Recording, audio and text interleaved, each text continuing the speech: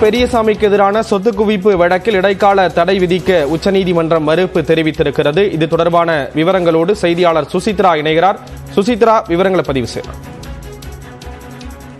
கடந்த 2008ஆம் ஆண்டு தமிழ்நாடு வீட்டு வசதி வாரியத்திற்கு சொந்தமான பெரியசாமி அமைச்சராக இருந்த பொழுது வீட்டு வசதி வாரியத்திற்கு சொந்தமான வீட்டை முறைகேடாக ஒதுக்கியதாக தாக்கல் செய்யப்பட்ட புகார் மீதான விசாரணைக்கு தடை கோரி பெரியசாமியின் தரப்பில் உச்சநீதிமன்றத்தில் மேல்முறையீட்டு மனுவானது தாக்கல் செய்யப்பட்டது. உயர்நீதிமன்ற உத்தரவிற்கு தடை விதிக்கவும் கீழமை நீதிமன்றத்தில், அதாவது எம்பி எம்எல்ஏக்களுடைய வழக்குகளை விசாரிக்கும் தனி நீதிமன்றத்தில் விசாரணைக்கு தடை விதிக்க கோரியும் இந்த வழக்கானது தாக்கல் செய்யப்பட்டது. மிக முக்கியமாக இந்த விவகாரத்தில் பதிலளிப்பதற்கு தமிழ்நாடு லஞ்ச ஒழிப்புத்துறைக்கு தற்பொழுது நோட்டீஸ் அளிப்பு உச்சநீதிமன்றத்துடைய 2 நீதிபதிகள் கொண்ட அமர்வானது உத்தரவை பிறப்பித்திருக்கிறது.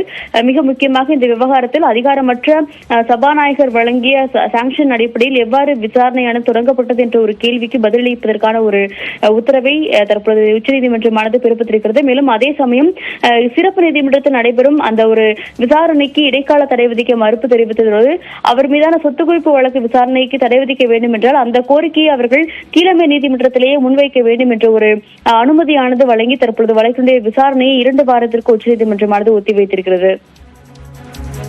விவரங்களை வழங்கியது